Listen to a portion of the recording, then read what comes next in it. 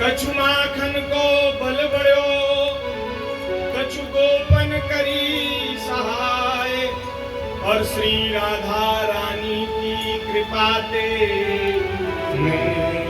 गिरिवर लियो उठाए। ठाकुर जी ने अपने बाएं कर कमल से उठाया, और बायां अंग होता है स्त्री का।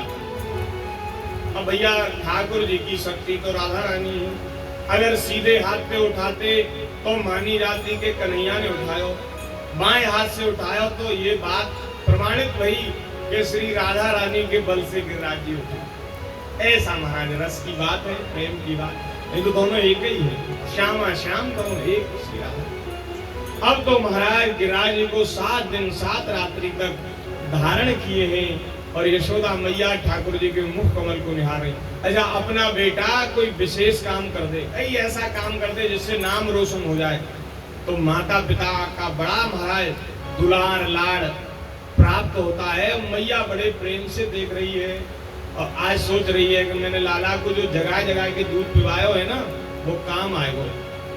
रात्रि में जब लाला सो जाते तो जगह जगह करके दूध पिलाती यशोदा मैया, आज वो काम आए। और ये जो ब्रज की गोपी भी कहती इन्होंने हमारे घर में भी माखन खाया, खूब माखन चोरी करी, तो वो सब सार्थक हो गया, नहीं तो कहाँ रक्षा होती है इसे।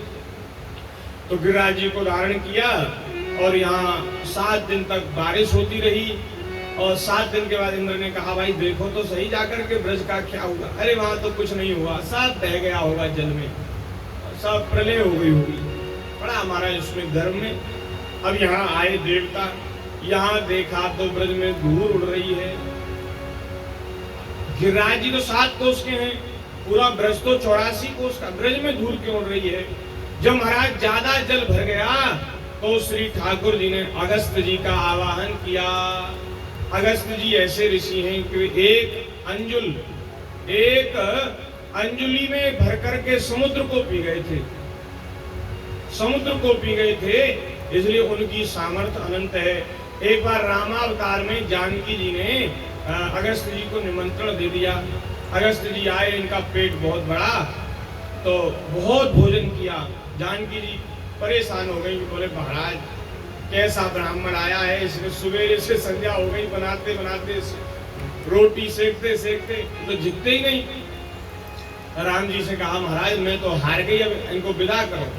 तो राम जी ने कहा प्रभु अब बहुत करिए, बस हो गया। बोले महाराज जल तो करो, आचमन तो करो। बोले आपको आचमन भी ज्यादा लगता है, 1-2 लोटे से तो कुछ होगा नहीं। तो आचमन उधार रहा, जब हम श्री कृष्ण अवतार लेंगे तब आपको आवाहन करके बुलाएंगे, तब आचमन कराएंगे। तो ठाकुर जी ने उधार छोड़ दिया। अब दोबारा फिर श्री कृष्ण अवतार में अगस्त जी का आवाहन किया, और सारा जल पी गई, बरसात का जल पी गई, ब्रज में धूल उड़ रही। देवता आश्चर्यचकित है गए, ये कहा लीला भई।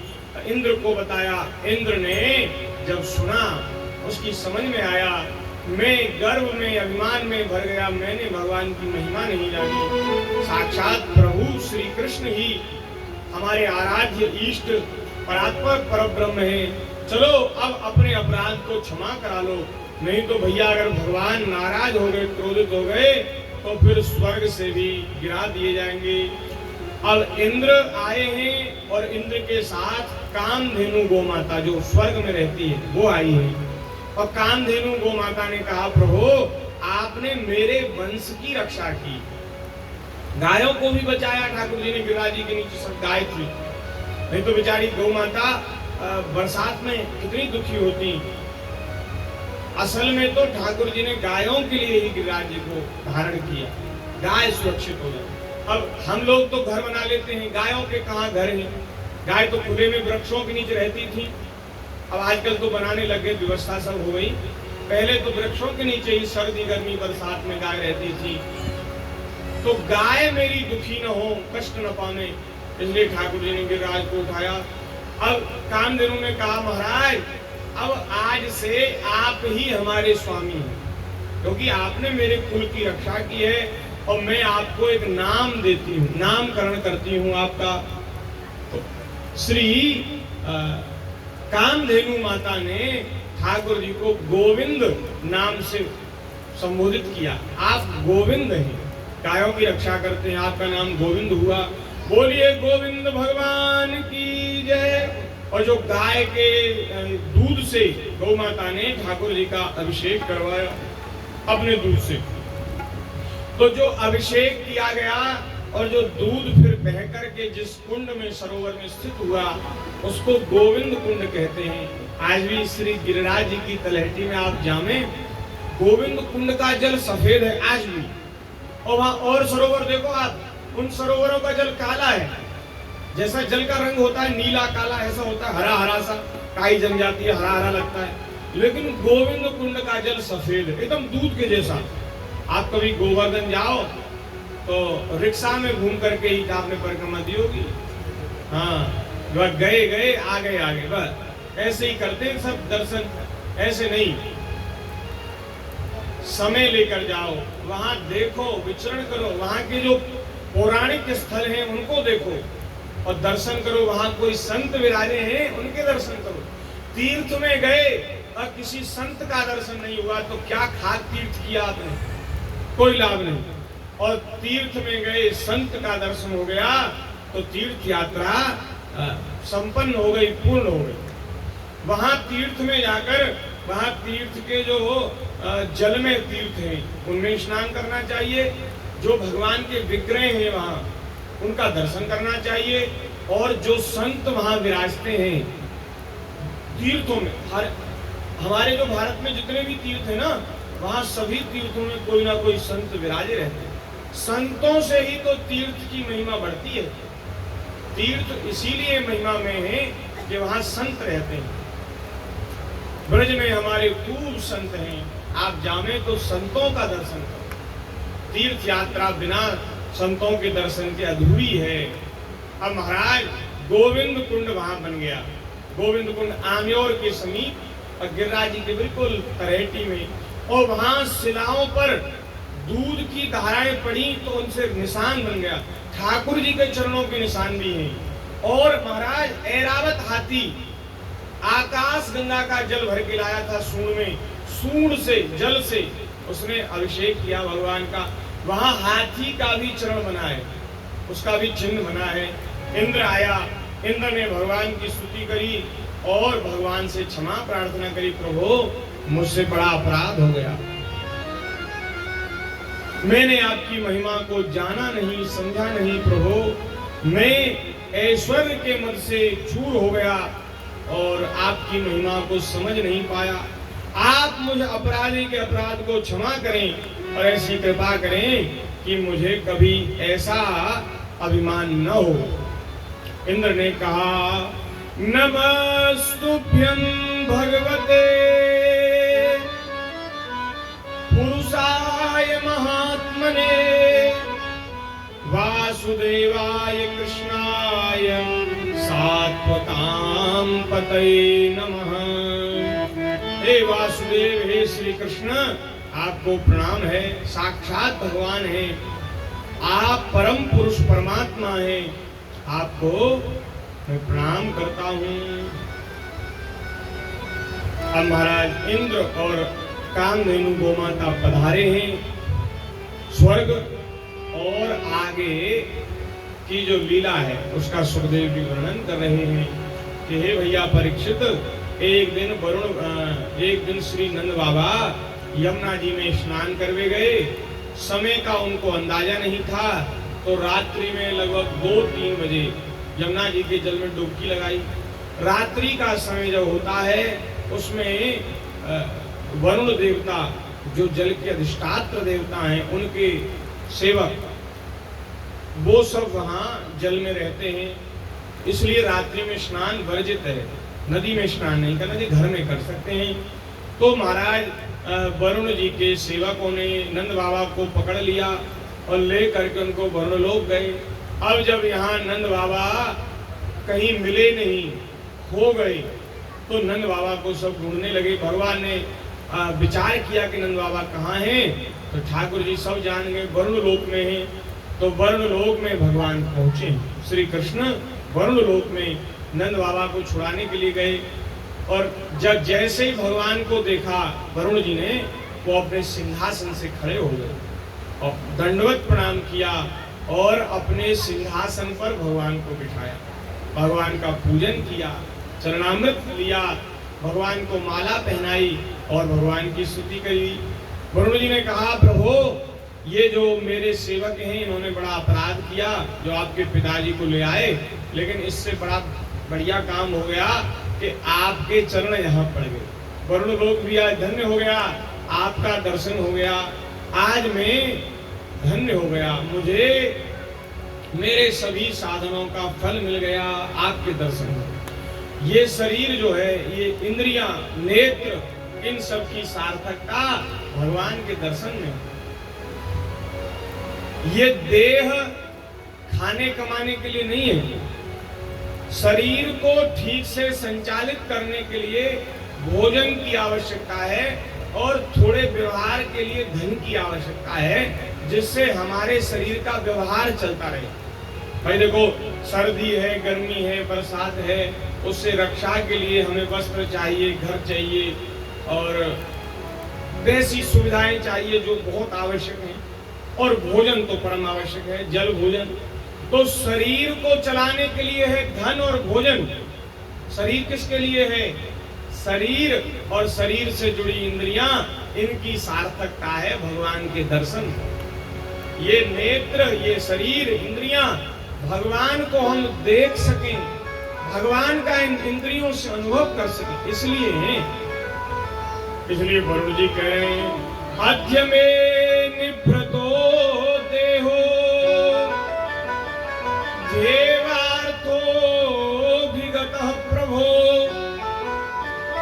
त्वत्पाद भाजो भगवन् नवापुकारमध्वना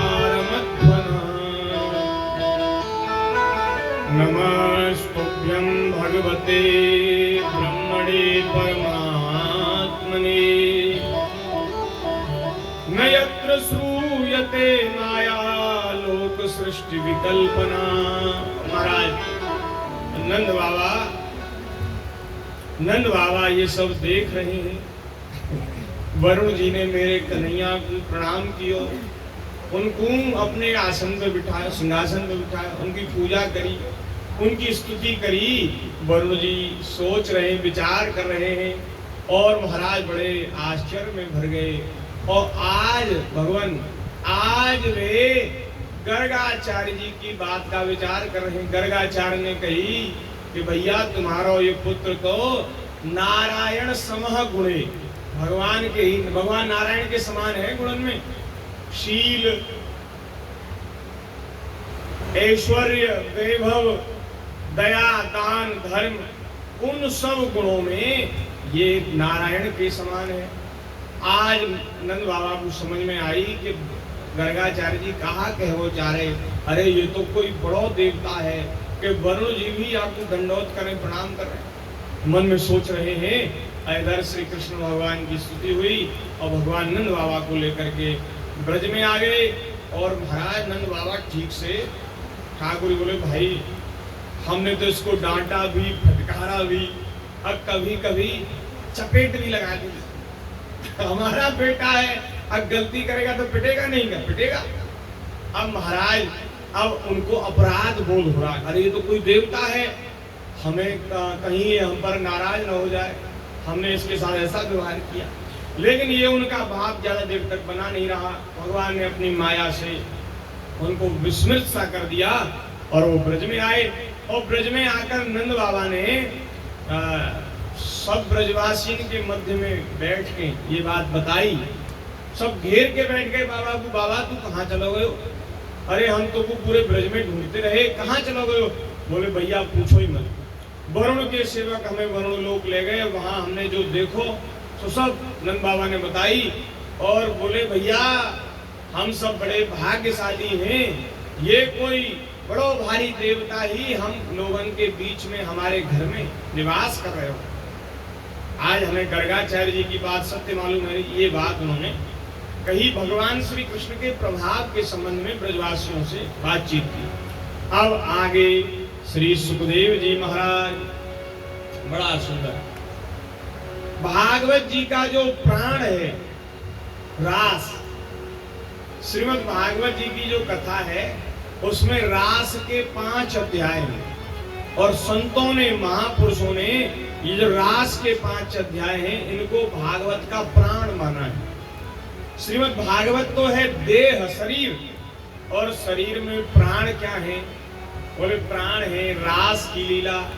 श्रीमद् भागवत जी में 5 अध्याय रास के, वे ही पंच प्राण हैं। 5 प्राण होते हैं हमारे भीतर, अपान, समान, उदान। ओम अपानाय स्वाहा, व्यानाय स्वाहा, समानाय स्वाहा, उदानाय स्वाहा।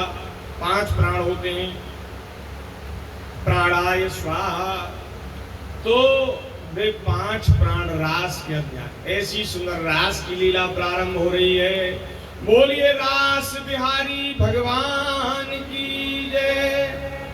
अब वह समय, सुग्रीव जी कह रहे परीक्षित, वह समय आ गया जब शारदीय नवरात्र में गोपियों ने श्री कृष्ण की प्राप्ति के लिए जो कात्यायनी माता का व्रत किया और कात्यायनी देवी का पूजन किया, उनसे यही वरदान मांगा कि नंद गोप सुतम देवी पतिम में कुरुते नमः। नंद गोप को लाला हमारा पति हो जाए, हमारा स्वामी बन जाए, ये वरदान उन्होंने मांगा। तो आज उनके मनोरथ को सिद्ध करने का अवसर आया। शरद पूर्णिमा की रात्रि है। ये जो आगे श्रावण भादों क्वार का जो महीना है, आश्विन का महीना, उसकी पूर्णिमा को शरद पूर्णिमा कहते हैं। कार्तिक से पहले जो पूर्णिमा आती है, जिसे उसके बाद कार्तिक लग जाता है, उस पूर्णिमा को शरद पूर्णिमा कहते हैं और वह रास पूर्णिमा है। तो शरद की पूर्णिमा आई है।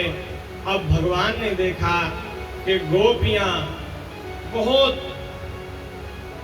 दिनों से प्रतीक्षा कर रही हैं मेरी प्राप्ति के लिए।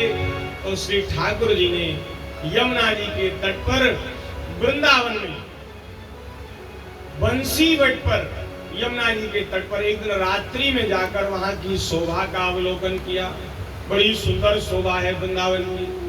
पूरा वृंदावन श्री चंद्रमा की चांदनी से छिटक रहा है।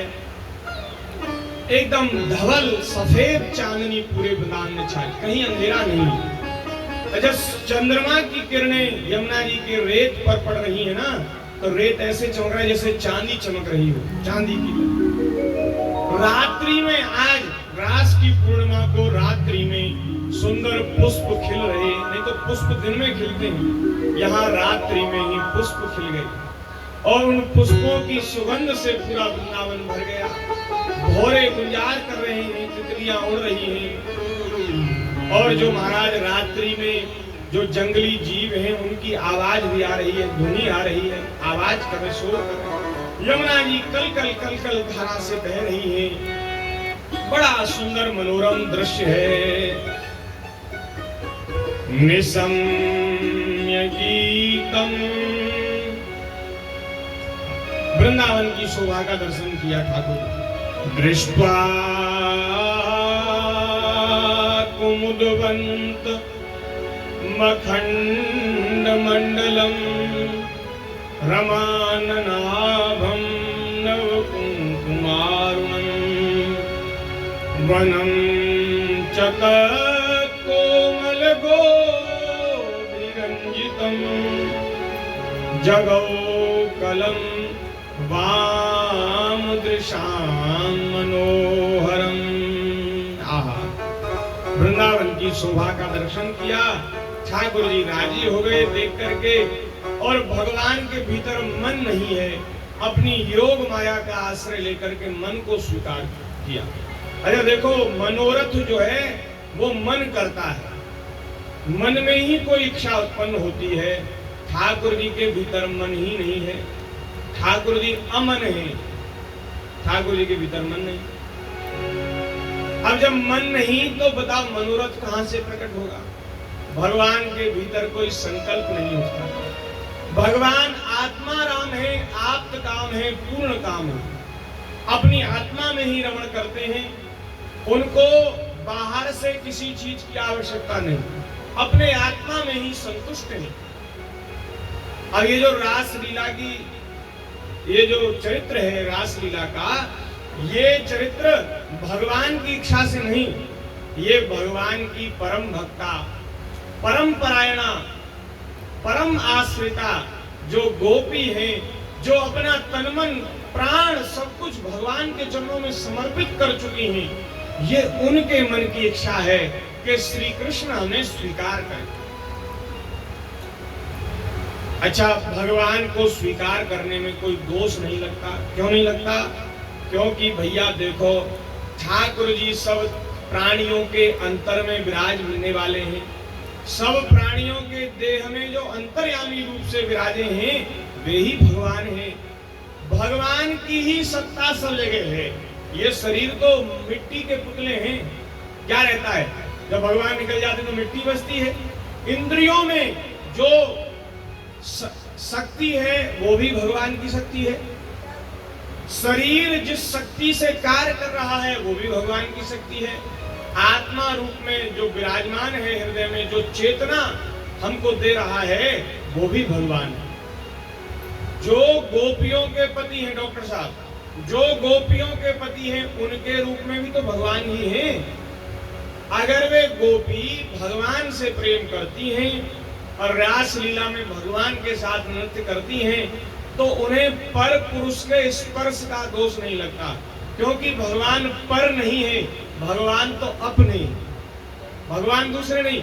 जो अपने पतियों में, अपने अपने पतियों में जो आत्मा है, वही परमात्मा, उन आत्माओं का आत्मा भगवान श्री कृष्ण है, परमात्मा है। तो भैया भगवान तो जो चाहे सो कर सकते हैं, लेकिन ठाकुर जी की देखा देखी, किसी का माथा बिगड़ जाए, बुद्धि बिगड़ जाए, और वो ठाकुर जी की देखा देखी कुछ करे, तो भैया उसके लिए उसका इलाज तो फिर या तो पागल खाना है।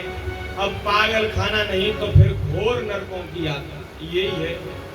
तो भगवान तो सर्व समर्थ हैं, उनको कोई दोष नहीं लगता। भगवान के भीतर मन नहीं, संकल्प नहीं, ठाकुर जी के भीतर में कोई संकल्प ही नहीं उठता, बाहर से किसी की जरूरत नहीं। तो ये जो भाव है, ये गोपियों का भाव है। अब जब भगवान ने विचार किया कि मेरी गोपियां चाहती हैं, तो ठाकुर जी ने योग माया का आश्रय लिया और आश्रय लेकर के मन का अपने भीतर निधान किया। मन को भगवान अपने भीतर लेके आए। भगवान पिता रात्रि शरदोत्फुल्ल मल्लिका वीक्षरन्तुम मनश्चक्रे योग मायामुपाश्रिता। और मन का आश्रय लेकर, योग माया का आश्रय लेकर ठाकुर जी ने बंसी वट के नीचे, यमुना जी के परम पावन तट पर, ध्यान से सुनो, डूब के सुनो महाराज, ध्यान से डूब के, यमुना जी के तट पर, बंसी वट पर, और श्री ठाकुर जी ने, जैसे हमारे बिहारी जी खड़े होते ना, ऐसे ठाकुर जी ऐसे खड़े हो गए, ये बिहारी जी खड़े पीछे, एक पैर दूसरे पैर से अड़ाकर, और महाराज एक कमर थोड़ी सी इधर लचकाकर, और अपने होठों पे, अपने कर कमल में बंसी लेकर, होठ पर ठाकुर जी ने बंसी विराजमान की। अपनी अत्यधिक प्रिय बंसी को श्री ठाकुर जी ने अधरों पर धारण किया, और जैसे ही बंसी बजाई है, आहा, बंसी की धुन से सारा ब्रज गूंज गया। और जिन गोपियों को बुलाया जा रहा था, उन गोपियों ने ही बंसी की धुन सुनी, और किसी ने नहीं सुनी। बंसी की धुन वृंदावन में बजी, और जिनको बुलाना था, जिनका नाम लेना था, उन्हीं को सुनाई दी। आज भी वृंदावन में बंसी बज रही है भैया, लेकिन जिसके लिए बज रही है उसी को सुनाई देती है, और जिसको सुनाई देती है वो फिर सब छोड़ छाड़ के वृंदावन चला जाता, और वहां ब्रज की गलियों में, ब्रज की लताओं में, वृंदावन की कुंज गलियों में, यमुना जी के तट पर प्रिया प्रियतम का दर्शन करके निरंतर अश्रु बहाता हुआ वृंदावन की रज का सेवन करता, रसिकों का संग करता। आज भी वृंदावन में बंसी बज रही है। हाँ, एक महाराज ऐसी कथा सुना रहे थे, कोई व्यास और किसी ने कह दिया, उन्होंने व्यास जी ने कह दिया कि बांसुरी बज रही है वृंदावन में। एक भक्त को लगा कि भाई बांसुरी बज रही, चलो बांसुरी चल के सुने, और उसको सुनने की इच्छा उत्पन्न हुई। और हम लोगों को विश्वास नहीं होता, बांसुरी तो बज रही है, विश्वास नहीं होता। उसने विश्वास कर लिया और वो महाराज वृंदावन पहुंच गया और एकांत का सेवन करते हुए उसने वहां बहुत दिनों तक बांसुरी की धुन सुनने की कोशिश करी। भाई बांसुरी तो बज रही है, अब वो कहाँ सुनाई पड़ेगी, वो ये ढूंढता रहता। वहां के प्रेमी संतों से पूछा, बोले महाराज ये आपके जो रास बिहारी भगवान है वो कहाँ रास करते हैं, कहाँ उनकी बंसी बजती है? हमने सुना है बंसी बज रही है। संतों ने कहा बंसी तो बज रही है। बोले तुम ध्यान से सुनो, रात्रि के समय एकदम सारा वातावरण शांत हो जाता, तो महाराज रात रात भर जग करके, और वो कभी बंसी बट पर, कभी यमुना जी के तट पर, कभी कदम टेर पर, कभी मदन टेर पर, कभी कहीं वो जा करके बंसी सुनता। और वह शुभ घड़ी आ गई जब उसके कानों में भगवान की बंसी की धुन पड़ी। आहा, और बंसी की धुन पढ़कर जैसी सुनी बंसी की धुन, तो ये सच्ची घटना है, अभी की घटना है, सच्ची बात है। वो महाराज उसका शरीर का जो भान था, होश था, वो सब चूर हो गया। और वो फिर ढूंढता हुआ फिरा के कहां से आ रही है आवाज, कहां से आ रही, उसको दर्शन नहीं हुआ। और रोते हुए व्याकुल होते हुए वो महाराज उसकी आंख लग गई और श्री ठाकुर जी ने स्वप्न में दर्शन दिया कि बोले अभी तुम वृंदावन का वास करो, यही मेरा भजन करो, तुम्हें शीघ्र ही मेरा साक्षात दर्शन भी होगा, रास लीला का दर्शन होगा। ये दर्शन देकर स्वप्न में ठाकुर जी ने कहा, तो भैया बांसुरी बज रही है और ठाकुर जी नाम ले लेकर के बुला रहे गोपियों को। निशम्य गीतम तदनंग वर्धनम ब्रजस्त्रियः कृष्ण गृहीत मानसाः आजग्मुरन्योन्य मलक्षितोऽभ्यमाः सयत्र कान्तो जवलोल कुंडलाः। गोपियों ने सुना तो गोपियां दौड़ी हैं, भागी हैं, और जब दौड़ रही हैं उनके कानों के कुंडल हिल रहे हैं। गोपियां जिस काम में लगी थी उस काम को छोड़कर कोई घर में चूल्हा चेता रही है, कोई रसोई बना रही है, कोई अपने सास ससुर की सेवा कर रही है, कोई अपने पतियों को भोजन करा रही है, कोई अपने बच्चों के साथ लेकर उनको सुलाने की कोशिश कर रही है, कोई कुछ कर रही, कोई कुछ कर रही। और जैसे उन्होंने सुना तो सब काम छोड़ करके भागी हैं और किसी ने किसी को साथ नहीं लिया, सब अकेली अकेली दौड़ी हैं। और क्या कह रही हैं, मैं चली री जहां मोहन मुरली, मैं चली री जहां मोहन मुरली, मधुर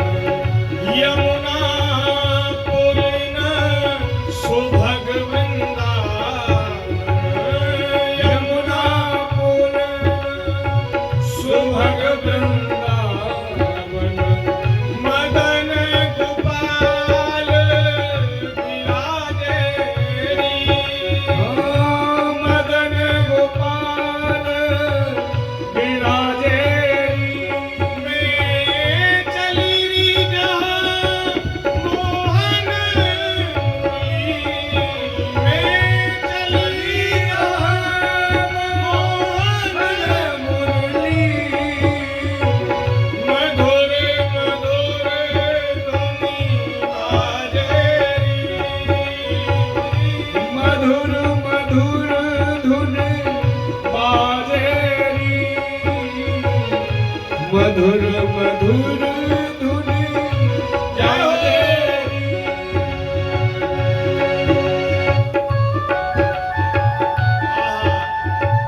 भैया रासलीला में चलना है, अब अपने मन को गोपी बना दो और वृंदावन में चलने की सब तैयारी करो। ठाकुर जी बुला रहे हैं हमें, बांसुरी बज रही है, अनंत काल से बज रही है, हमको नहीं सुनाई देती। भगवान कृपा करें, बांसुरी की धुन सुनाई पड़े, हम सब लोग भी दौड़ पड़े। बंसी बजी गई आज सखीरी, मधुबन में, मधुबन में। बंसी बजी गई आज सखीरी, मधुबन में, मधुबन में। बंसी तीन लोक में छाई, शिव नारद के परी है सुनाई। छोड़ के चली दिए राज सखीरी, मधुबन में, मधुबन में। बंसी बजी गई आज सखीरी, मधुबन में, मधुबन में। जय हो श्री राधे।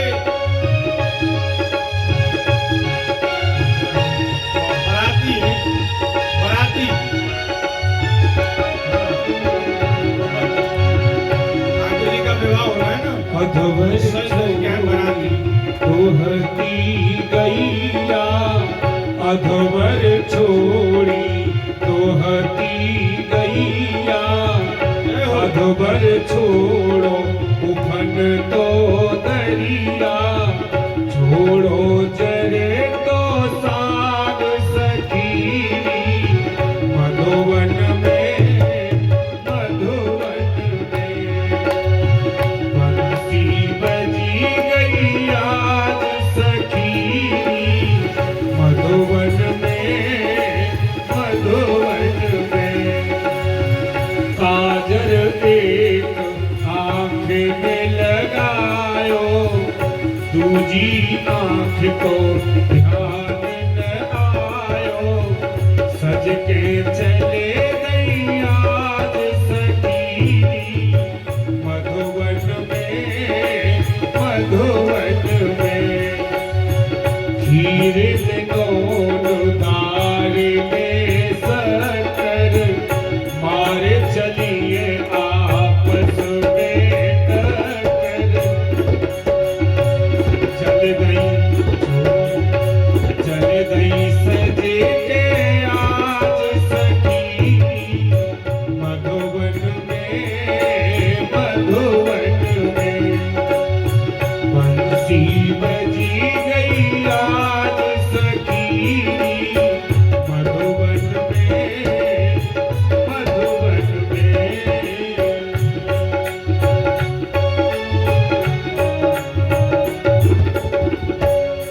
श्री वृंदावन बिहारी लाल लाल की जय। मैं चली री जहाँ मोहन मुरली, मधुर मधुर धुन बाजे। यमुना फुलिन सुभग वृंदावन, मदन गोपाल विराजे। गोपियां कहे ये मैं तो और जा रही हूँ भैया, हरि वीर हरि सखी, मेरे प्राण प्यारे जीवन सर्वस्व रास बिहारी मदन गोपाल मुझे बुला रहे हैं। अब जब श्री ठाकुर जी बुला रहे हैं भैया, फिर कैसे धीरज धरूं। अब तो मैं जा रही हूँ।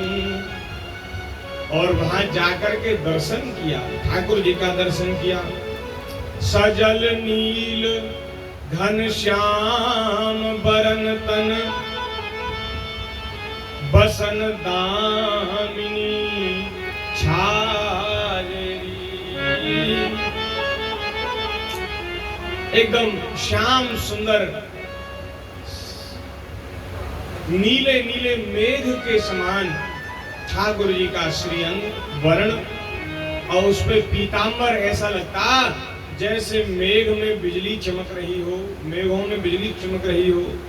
और मोर मुकुट की शोभा बरनो, इंद्रधनुष द्युति लाजरी। घूंघरवारी अलके झलके, चंदन तिलक ललाटेरी। अमल कमल दल मंजुल नैना, जोवत है मम बाटेरी। गोपी कह रही है कि हे सखी मैं कैसे धीरज धरूं, वे अपने बड़े बड़े नेत्रों से, श्याम सुंदर अपने कटीले नेत्रों से, कमलदल नेत्रों से मेरी बाट जो रहे हैं, मेरी प्रतीक्षा कर रहे हैं। जोवत है मम बाटे, माने मेरा इंतजार कर रही है। मैं कैसे, मेरा प्रियतम मेरी प्रतीक्षा में, मैं कैसे धीरज धरूं। कुंडल किरण कंठ को सुमणि,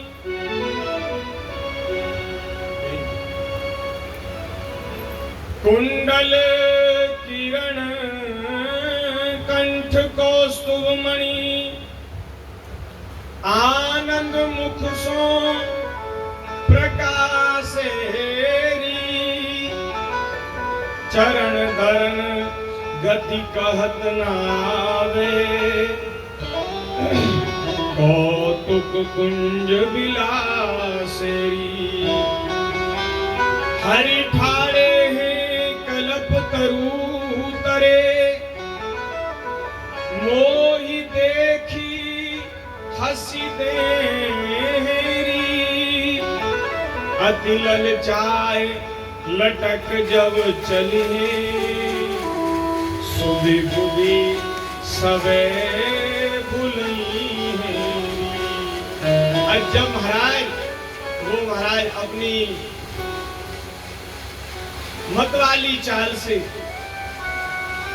मतवाले हाथी को भी जो लज्जित कर दे, ऐसी चाल से जब वो चलते हैं, पृथ्वी पर अपना चरण रखते हैं, आहा, उनकी लटक देखकर, चलने की अदा देखकर बोले महाराज, स्त्री के, पुरुष के सारे मन की एकदम चोरी हो जाए, मन की जो गति है वो सब भगवान में ही लग जाए, ऐसी चाल है इनकी। जाको मन मिली रहे हो कृष्ण सो, ताकी अकथ कहानी री। कहे भगवान हित राम राय प्रभु, सुमिरन मांझ समानी री। सुमिरन मांझ समान। ऐसा महाराज बड़े बड़े सुंदर सुंदर पद संतों ने, रसिकों ने गाए हैं। गोपियां चली हैं, पहुंची हैं, बिना विलंब के पहुंच गई और वहां वृंदावन में जाकर के श्री कृष्ण को प्राप्त किया। कुछ गोपियां जाना चाहती थी, व्याकुल थी, और जब ऐसी व्याकुलता जाने की हो, उसको कोई रोक दे।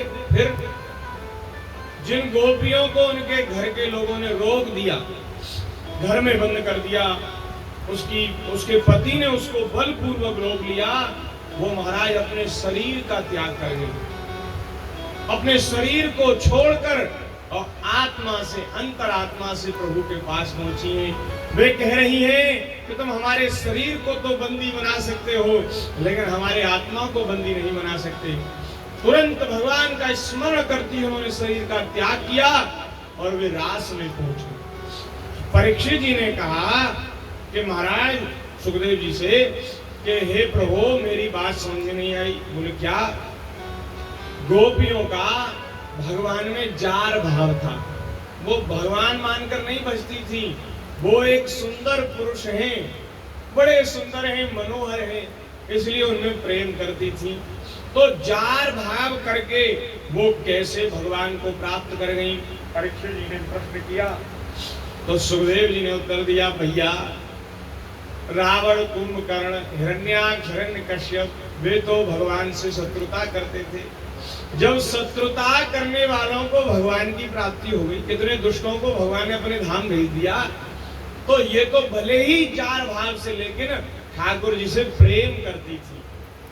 सुखदेव जी ने कहा, अपना मन कैसे भी श्री कृष्ण में लगा दो, चाहे प्रेम से, चाहे द्वेष से, चाहे काम से, चाहे लोभ से, कैसे भी भगवान में लगा दो, अगर मन ठाकुर जी में लग गया तो फिर अंतिम में भगवान की प्राप्ति हो ही जाएगी। जब शत्रुता करने वालों को भगवान मिल गए तो ये तो प्रेम करती, अपना सर्वस्व भगवान के चरणों में समर्पित कर दिया।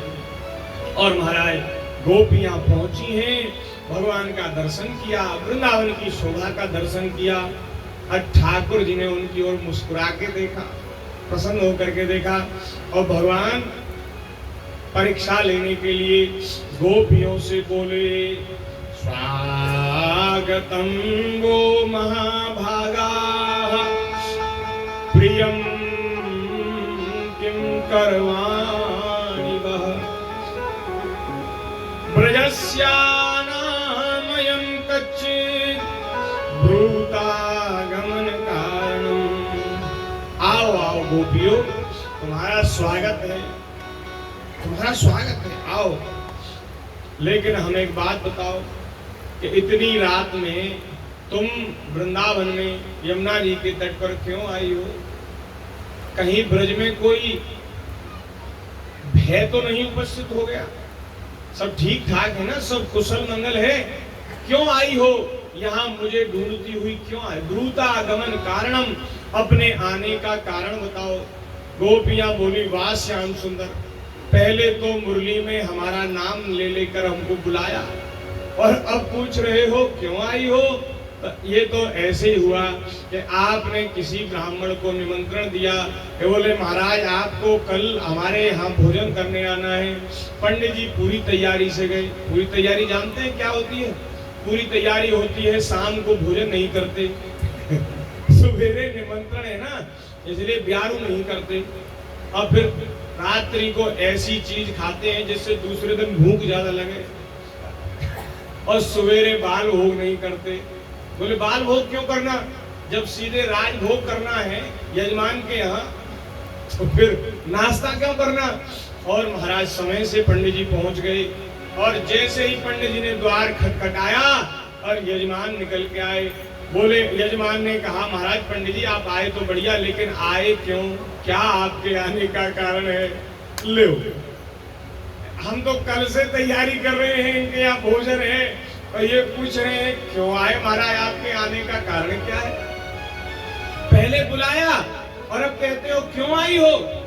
ये तो श्याम सुंदर आपके लिए उचित नहीं है। भगवान ने कहा, देवियों ये जंगल है, वन है, इसमें हिंसक जीव रात्रि में विचरण करते हैं। वृंदावन की शोभा देख लो, सुंदर फूल खिले हैं, चांदनी छिटक रही, यमुना जी बह रही है, बढ़िया महाराज वृंदावन की अद्भुत शोभा है। तुम देख लो और देख करके अपने अपने घर जाओ। तुम्हारे बालक बच्चे रो रहे होंगे, तुम्हारे पति तुम्हें ढूंढ रहे होंगे, कहाँ गई, रात्रि के समय कहाँ गई ढूंढ रहे होंगे। माता पिता की, अपने सास ससुर की जाकर सेवा करो, यहाँ तुम्हारा क्या काम है? गोपियों ने कहा, हमसे पतियों की सेवा करने की कहते हो, घर के काम धंधा करने की कहते हो, चली जाएंगी, लेकिन जो मन तुमने हमारा चुरा लिया है उस मन को लौटा दो। भाई संसार के सब काम मन से ही होते हैं। अगर आपका मन आपके साथ नहीं है ना, आप संसार के किसी काम के योग्य नहीं रह जाओ। ये इंद्रियां, इनको विषयों में प्रवृत्त मन ही करता है।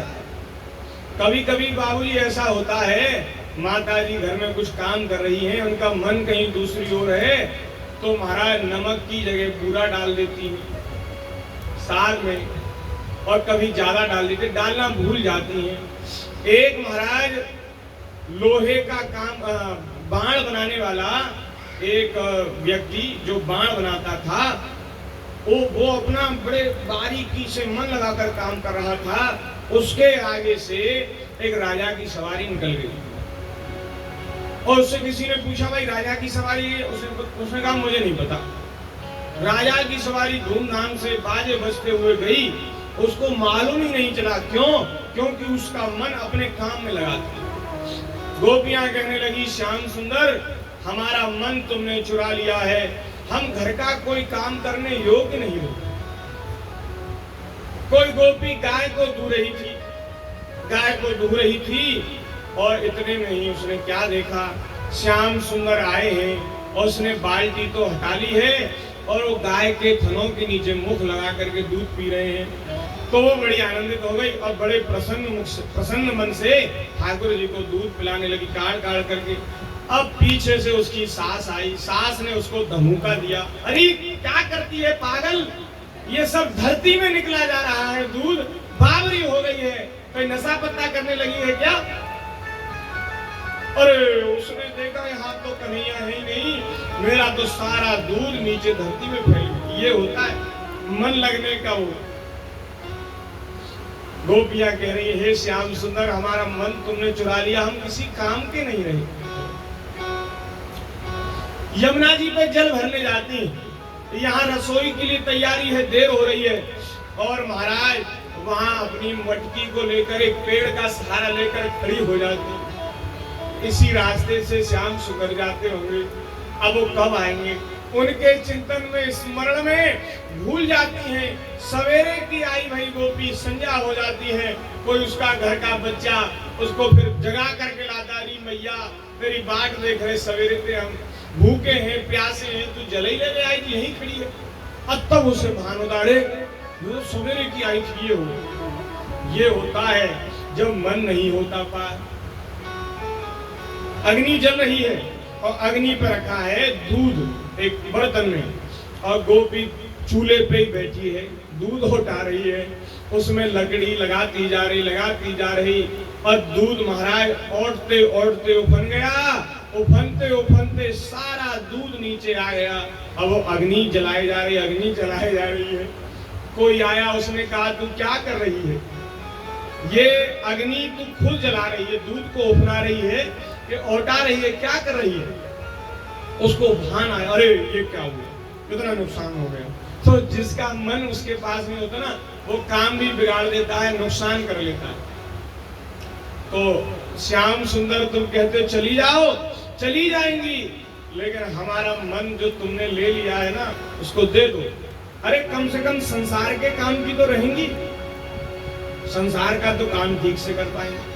ठाकुर जी बोले, देवियों ये बात नहीं है, तुम्हारा मन मुझ में लगा, अच्छी बात है, लेकिन देखो स्त्री के लिए अपने पतियों की सेवा ही परम धर्म है।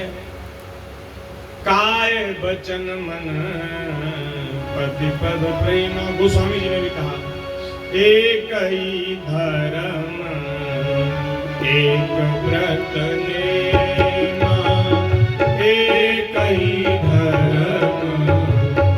एक व्रत नेमा, काय वचन मन पति पद प्रेमा, काय वचन पति पद प्रेमा। स्त्री के लिए एक ही धर्म है, एक ही नियम, एक ही व्रत है, अपने पतियों की सेवा करें। तो ठाकुर जी ने उनको पातिव्रत धर्म का उपदेश दिया कि देखो देवी, जो स्त्री अपने पति को परमेश्वर मानकर उसकी सेवा करती है, पति के परायण रहती है, आश्रित रहती है, वो महाराज अपने पति के साथ श्रेष्ठ लोकों में जाती है, और जब तक ब्रह्मा जी का दिन रहता, रात्रि रहती, वहां विहार करती, उसका उद्धार हो जाता। केवल पति सेवा से, पातिव्रत धर्म से ही उसका कल्याण हो जाता है। और महाराज उसका पति अगर वैसा भी हो, खराब हो, तो भी वो अपना और अपने पति का दोनों का उद्धार कर लेती है। ये है पातिव्रत धर्म की महिमा। ऋषियों की जो स्त्रियां हैं, माताएं हैं, देवताओं की जो पत्नियां हैं, देवांगनाएं हैं, वे सब पतिव्रता स्त्री को देखकर उसकी सराहना करती हैं, उसका भाग्य उसकी सराहना करती है, उसको देखकर सिहाती हैं कि देखो ये कितनी पतिव्रता है। पात्र धर्म की ही महिमा है कि आज भी तुलसी जी भगवान को अत्यधिक प्रिय है। तुलसी जो है पिछले जन्म में वृंदा थी और ये अपने पति की सेवा करने वाली पति परायणा पतिव्रता थी, सती स्त्री थी। शंकर जी भी उसके पति को जीत नहीं पाए महाराज। भोले बाबा जो एक भ्रकुटी के इशारे से पूरे संसार का विनाश कर देते हैं, वे भोले बाबा भी जालंधर को जीत नहीं पाए। क्यों नहीं जीत पाए? इस वृंदा के परम सती साध्वी वृंदा के पात्र धर्म के कारण। भगवान ने उसका व्रत नष्ट किया, तब फिर उसका पति मारा गया। असुर था उसका पति। वृंदा ने श्राप दिया कि आपको पत्थर बनना पड़ेगा। भगवान बन गए शालिग्राम। बोले कोई बात नहीं देवी, तुमने मुझे प्रसन्न कर लिया, जो तुमने धर्म का जिसका पालन किया है मैं प्रसन्न हूँ। अगले जन्म में मेरा तुमसे विवाह होगा। तो तुलसी जी का शालिग्राम भगवान का विवाह होता है। शालिग्राम भगवान की पत्नी है तुलसी जी। तुलसी वृंदा ही तुलसी में अजहू तुलसी का हरि है प्रिय। आज भी भगवान को तुलसी प्रिय है पात्र धर्म के कारण। भगवान ने बड़ी महिमा बताई अपने अपने पतियों की सेवा। ये अच्छे कुल खानदान की स्त्री का लक्षण नहीं है कि अपने पतियों को छोड़कर जंगल में चली जाए। ठाकुर जी समझा रहे हैं। गोपियों ने कहा प्यारे प्रवचन देना तो कोई आपसे सीखे। क्या बढ़िया बोलते हो महाराज, आपके मुखार बिंद से मानो अमृत झर रहा है। क्या कहना, बहुत सुंदर। लेकिन एक कथा हमने भी सुनी है, हमसे भी सुन लो। ठाकुर जी ने कहा तुम भी सुनाओ।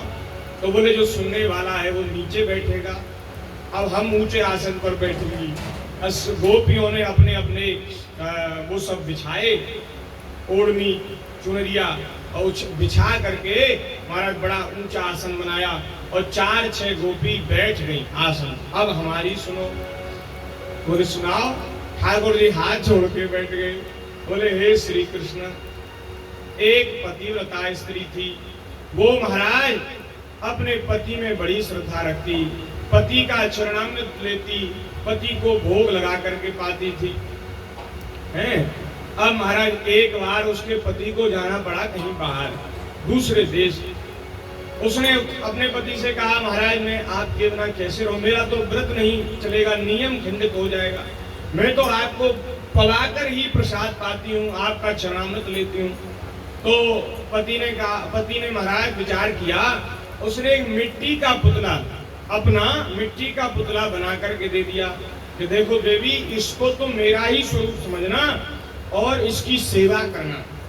पति के इसकी ही चरणामृत ले लेना, इसको भोग लगा करके खा लेना, तुम्हारा नियम नष्ट नहीं होगा। तो बोली जो आज्ञा। अब वो पति चला गया और उसने बड़े प्रेम से उस पुतले की मिट्टी के, ध्यान से सुनो भैया, ये आने जाने वाले उन पे ध्यान मत दो, कथा पे ध्यान दो। तो मिट्टी के पुतले की वो खूब प्रेम से पूजा करने लगी, सेवा करने लगी। अब बहुत दिनों के बाद उसका पति परदेश से लौट कर आया। लौट करके आया और दरवाजा उसने खटखटाया। भीतर से कुंडी लगी थी और उस समय वह पतिव्रता स्त्री उस मिट्टी के पुतले की पूजा कर रही थी। तो महाराज अब हम तुमसे पूछती हैं। गोपियों ने कहा प्यारे श्री श्याम सुंदर, हम तुमसे पूछ रही हैं कि अब उस स्त्री को क्या करना चाहिए। तो ठाकुर जी हंस करके बोले अरे बाबरी गोपियों, ये भी कोई पूछने की बात है। जब बाको साक्षात पति वहां आ गया है तो उसको फिर मिट्टी के पुतले को पूजने की क्या जरूरत है। भाई मिट्टी का पुतला तो तब के लिए था जब पति वहां था नहीं, और जब पति आ गया, साक्षात आ गया, तो फिर तो उसको दरवाजा खोलना चाहिए और महाराज उसको आदर पूर्वक भीतर लाना चाहिए, उसके चरण धोने चाहिए, आसन पर बिठाना चाहिए, उसको आचमन कराना चाहिए, उसको भोग लगाना चाहिए, उसकी सेवा करनी चाहिए। बोले बस श्याम सुंदर, यही तो हम तुमसे कह रही हैं। तुम हमारे असली पति हो। ये शरीर के, ये संसार के जो पति हैं, ये तो माटी के धोना है, माटी के पुतले हैं। अब हमने द्वार खोल दिया, अविद्या माया का द्वार खोल करके हम आपके पास आ गई। और आपको अपना सर्वस्व स्वीकार कर लिया, अब आप हमें क्यों स्वीकार नहीं करते? शास्त्र की आज्ञा है कि अपने पति को भगवान का स्वरूप मान करके सेवा करो, और जब भगवान साक्षात आ जाए तो बोले भैया फिर इनकी जरूरत नहीं है। अब भैया अपने अपने पतियों को छोड़ो और चलो श्री वृंदावन धाम, बोलिए भक्त वत्सल भगवान की। नहीं नहीं, ऐसे नहीं भैया, अपने पतियों की ही सेवा करनी चाहिए। ये तो गोपियों के लिए कहा जा रहा है। गोपियों ने कहा हाँ, ऐसा ना हो कि अब व्यास जी सुना गए चलो वृंदावन, अब तो हो गई सेवा पतियों की।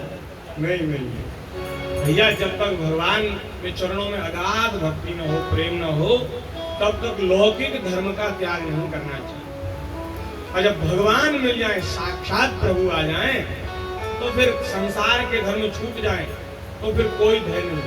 भगवान ने कहा सर्वधर्मान परित्यज्य मामेकं शरणं व्रज, सभी धर्मों का त्याग करके मेरी शरण में आ जाए। लेकिन ये जो लौकिक धर्म है, ये ही हमें भगवान की प्राप्ति कराने वाले होंगे, भगवान के चरणों में प्रेम की प्राप्ति कराने। गोपियों ने कहा प्यारे, अब आपने ही अपने स्त्री मुख से न्याय कर दिया। संसार के पति तो मिट्टी के पुतले, कहो ना मिट्टी के पुतले ही हैं। क्षिति जल पावक गगन समीरा, क्षिति जल पावक गगन समीरा, पंच रचित पति अधम शरीरा, पंच रचित